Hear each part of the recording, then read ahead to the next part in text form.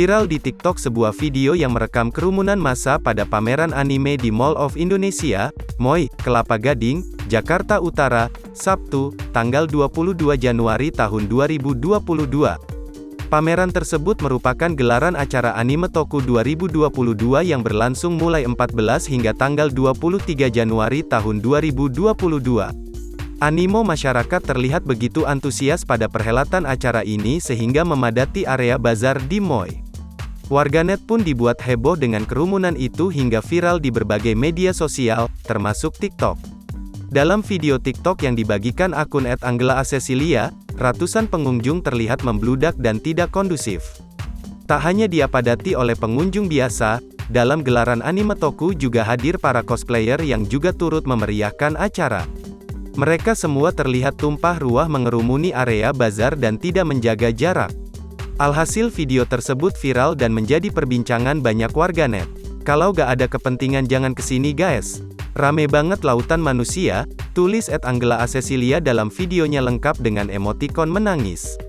Menanggapi hal itu, pihak penyelenggara Anime Toku 2022 terpaksa harus mengambil beberapa tindakan. Panitia Anime Toku 2022 pun terpaksa membatalkan sejumlah acara. Semua acara onstage bersama sejumlah bintang tamu dan cosplay competition resmi dibatalkan.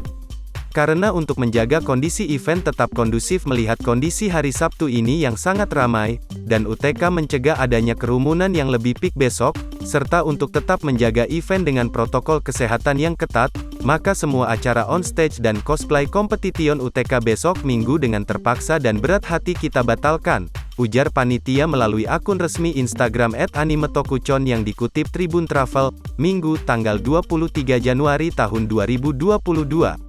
Tak hanya itu, pihak penyelenggara dan MOI juga melarang cosplayer dan pengunjung umum bercosplay lagi. Hal ini ditujukan untuk menghindari kerumunan dalam satu titik seperti sebelumnya. Meski banyak gelaran dibatalkan, booth-booth Anime Toku akan tetap berjalan dan berjualan seperti biasa.